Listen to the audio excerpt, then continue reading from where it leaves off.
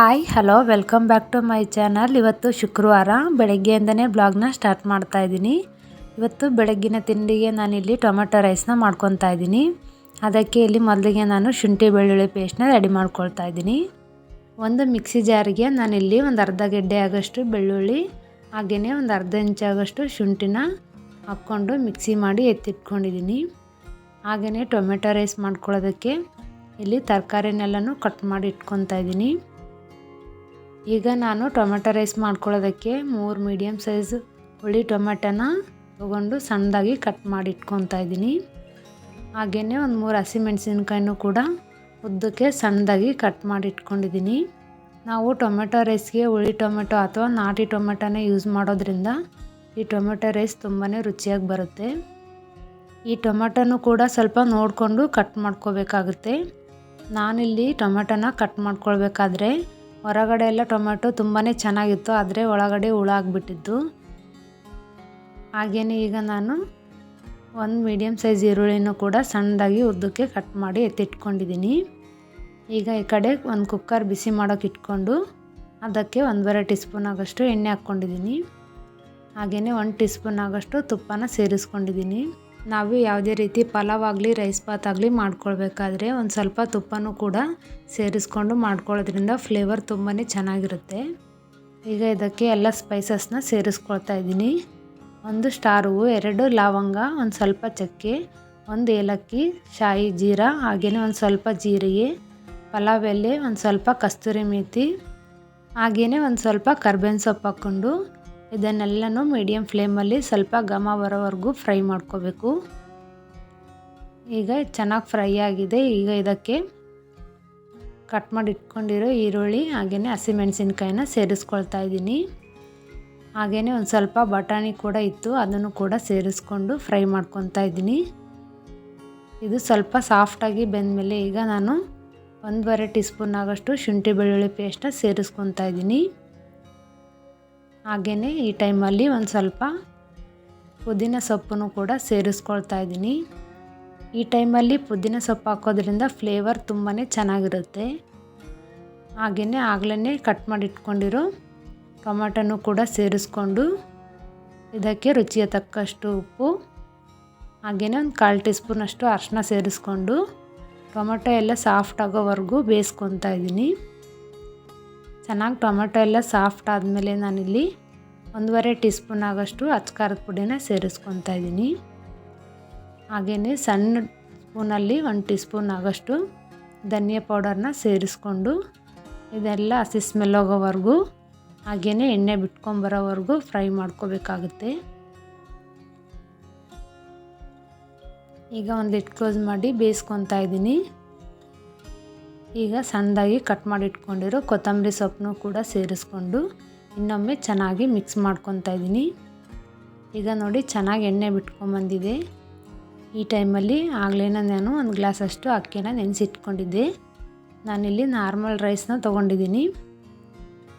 ಅದನ್ನು ಹಾಕ್ಬಿಟ್ಟು ಚೆನ್ನಾಗಿ 1 ನಿಮಿಷ ಮಿಕ್ಸ್ ಮಾಡ್ಕೋಬೇಕಾಗುತ್ತೆ. ಈ ರೀತಿ ಮೊದಲಿಗೆ ಒಂದು ಸ್ವಲ್ಪ ಅಕ್ಕಿನ ಈ ರೀತಿ ಗ್ರೇವಿಗೆ ಹಾಕ್ಕೊಂಡು ಫ್ರೈ ಮಾಡ್ಕೊಳ್ಳೋದ್ರಿಂದ ಟೇಸ್ಟು ತುಂಬಾ ಚೆನ್ನಾಗಿರುತ್ತೆ. ಹಾಗೆಯೇ ರೈಸ್ ಕೂಡ ತುಂಬಾ ಬಿಡಿ ಬಿಡಿಯಾಗಿ ಬಂದಿರುತ್ತೆ, ಯಾವುದೇ ರೀತಿ ಮುದ್ದೆ ಥರ ಆಗೋದಿಲ್ಲ. ಈಗ ನಾನು 1 ಗ್ಲಾಸ್ ಅಕ್ಕಿಗೆ 2 ಗ್ಲಾಸ್ ಅಷ್ಟು ನೀರನ್ನ ಸೇರಿಸ್ಕೊಳ್ತಾ ಇದ್ದೀನಿ. ಈ ರೀತಿ ಬೆಳಗಿನ ತಿಂಡಿಗೆ ಬೇಗನೆ ಮಾಡ್ಕೊಳ್ಬೋದು. ಟೊಮೆಟೊ ರೈಸ್ ಆಗಲಿ ಈ ರೀತಿ ಪಲಾವ್ ಆಗಲಿ. ಇವತ್ತು ಶುಕ್ರವಾರ ಪೂಜೆ ಇದ್ದಿದ್ದರಿಂದ ಪೂಜೆ ಮಾಡ್ಕೊಳ್ಳೋಷ್ಟೊತ್ತಿಗೆಲ್ಲ ಸ್ವಲ್ಪ ಲೇಟ್ ಆಗೋಯಿತು. ಹಾಗಾಗಿ ಕ್ವಿಕ್ಕಾಗಿ ಏನಾದರೂ ಮಾಡ್ಕೊಳ್ಳೋಣ ಅಂತೇಳ್ಬಿಟ್ಟು ಈ ಟೊಮೆಟೊ ರೈಸ್ನ ಮಾಡ್ಕೊತಾ ಇದ್ದೀನಿ. ಇನ್ನು ಕುಕ್ಕರಲ್ಲಿ ಮಾಡ್ಕೊಳ್ಳೋದ್ರಿಂದ ಸ್ವಲ್ಪ ಬೇಗನೆ ಆಗೋಗ್ಬಿಡುತ್ತೆ.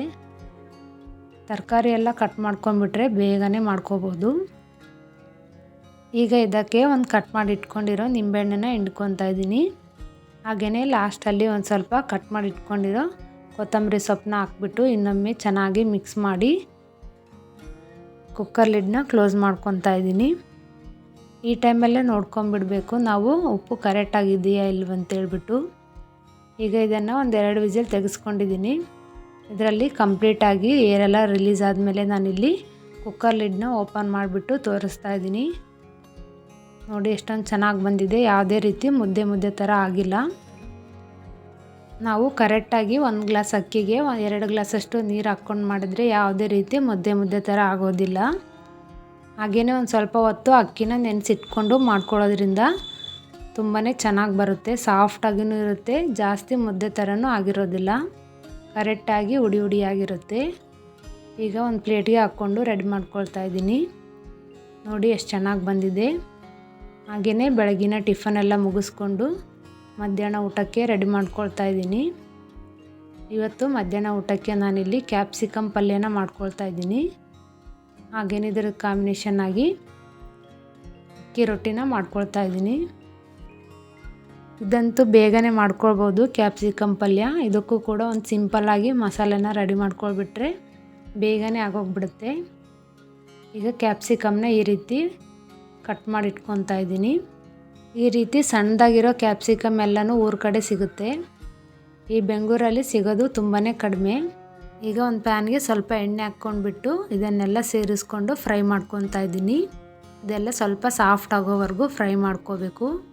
ಈಗ ಮಸಾಲೆನೇ ಮಾಡ್ಕೊಳ್ಳೋದಕ್ಕೆ ನಾನಿಲ್ಲಿ 1 ಗೆಡ್ಡೆ ಆಗೋಷ್ಟು ಬೆಳ್ಳುಳ್ಳಿ, ಒಂದು ಅರ್ಧ ಇಂಚಾಗಷ್ಟು ಶುಂಠಿ, ಹಾಗೆಯೇ ಒಂದು ಅರ್ಧ ಈರುಳ್ಳಿ, 2 ಹಸಿಮೆಣಸಿನ್ಕಾಯಿ, ಒಂದು ಸ್ವಲ್ಪ ಕೊತ್ತಂಬರಿ ಸೊಪ್ಪು, ಹಾಗೆಯೇ ಕರ್ಬೇವಿನ ಸೊಪ್ಪನ್ನ ತೊಗೊಂಡಿದ್ದೀನಿ.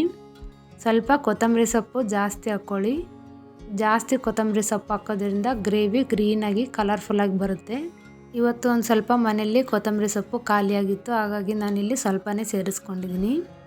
ಹಾಗೆಯೇ ಈಗ ಒಂದು ಸ್ವಲ್ಪ ಫ್ರೈ ಮಾಡಿ ಇಟ್ಕೊಂಡಿರೋ ಶೇಂಗಾ ಬೀಜನೂ ಕೂಡ ಸೇರಿಸ್ಕೊಂಡಿದ್ದೀನಿ. ನಂತರ ನಾನಿಲ್ಲಿ 1.5 ಟೀ ಸ್ಪೂನ್ ಆಗೋಷ್ಟು ಗುರೆಳ್ಳು ತೊಗೊಂಡಿದ್ದೀನಿ. ಹಾಗೆಯೇ 1 ಟೀ ಸ್ಪೂನ್ ಆಗೋಷ್ಟು ಧನಿಯಾ ಪೌಡರ್ ಹಾಕ್ಕೊಂಡು ಒಂದು ಸ್ವಲ್ಪ ನೀರು ಸೇರಿಸ್ಕೊಂಡು ಸಣ್ಣದಾಗಿ ನೈಸಾಗಿ ರುಬ್ಕೊಳ್ತಾ ಇದ್ದೀನಿ. ಇಲ್ಲಿ ನೋಡಿ ಈ ರೀತಿ ರುಬ್ಕೊಂಡಿರಬೇಕು ನೈಸಾಗಿ. ಕಡಲೆ ಬೀಜ ಎಲ್ಲ ಫುಲ್ ನೈಸಾಗಿ ಪೇಸ್ಟ್ ಆಗಿರಬೇಕು. ಈಗ ಇದು ಕೂಡ ಫ್ರೈ ಆಗಿತ್ತು, ಇದನ್ನೆಲ್ಲನೂ ಒಂದು ಪ್ಲೇಟ್ಗೆ ಎತ್ತಿಟ್ಕೊತಾ ಇದ್ದೀನಿ. ಈ ಕ್ಯಾಪ್ಸಿಕಮ್ ಪಲ್ಯ ಅಂತಲೂ ತುಂಬಾ ರುಚಿಯಾಗಿರುತ್ತೆ. ಈ ಜೋಳದ ರೊಟ್ಟಿ ಅಥವಾ ಅಕ್ಕಿ ರೊಟ್ಟಿ ಇದ್ರ ಜೊತೆ ತುಂಬಾ ಚೆನ್ನಾಗಿರುತ್ತೆ.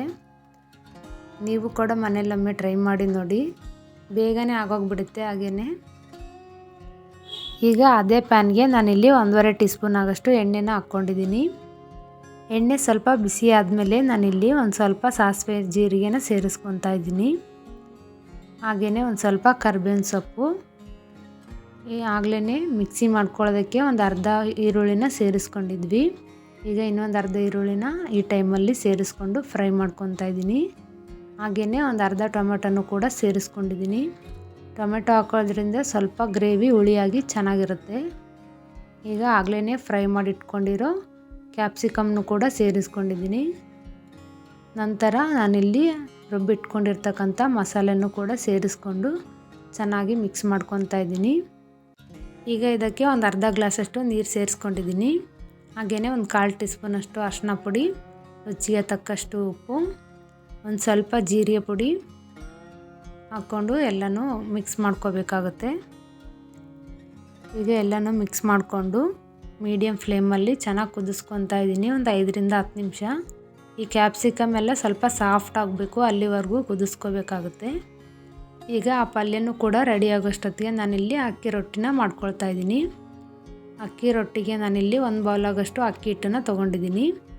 ಹಾಗೆಯೇ ಒಂದು ಸ್ವಲ್ಪ ತುರಿದಿಟ್ಕೊಂಡಿರೋ ಈರುಳ್ಳಿ, ಹಾಗೆಯೇ ಕ್ಯಾರೆಟ್, ಒಂದು ಸ್ವಲ್ಪ ಸಣ್ಣದಾಗಿ ಕಟ್ ಮಾಡಿ ಇಟ್ಕೊಂಡಿರೋ ಸಬ್ಬಸಿಗೆ ಸೊಪ್ಪನ್ನ ಸೇರಿಸ್ಕೊಂಡಿದ್ದೀನಿ. ಈಗ ರುಚಿಗೆ ತಕ್ಕಷ್ಟು ಉಪ್ಪು, ಹಾಗೆಯೇ ಕಾಯಿಸಿ ಎತ್ತಿಟ್ಕೊಂಡಿರ್ತಕ್ಕಂಥ ಬಿಸಿ ನೀರನ್ನ ಸೇರಿಸ್ಕೊಂಡು ಚೆನ್ನಾಗಿ ಎಲ್ಲನೂ ಹೊಂದ್ಕೊಳ್ಳೋ ಹಾಗೆ ಮಿಕ್ಸ್ ಮಾಡ್ಕೊತಾ ಇದ್ದೀನಿ. ಈ ಅಕ್ಕಿ ಹಿಟ್ಟಿಗೆ ಬಿಸಿನೀರೇ ಸೇರಿಸ್ಕೊಂಡು ಮಾಡ್ಕೊಳ್ಳಿ, ಆಗ ಯಾವುದೇ ರೀತಿ ಕಿತ್ತೋಗಲ್ಲ ಅಕ್ಕಿ ರೊಟ್ಟಿ ಮಾಡ್ಕೊಳ್ಬೇಕಾದ್ರೆ.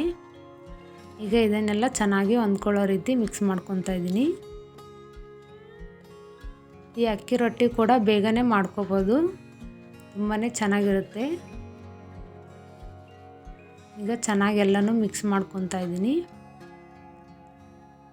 ಈಗ ಇದು ಸ್ವಲ್ಪ ಒಂದು 5 ನಿಮಿಷ ತಣ್ಣಗಾಗ್ಬಿಟ್ಟು ಈಗ ಕೈಯಿಂದನೇ ನಾದ್ಕೊಳ್ತಾ ಇದ್ದೀನಿ.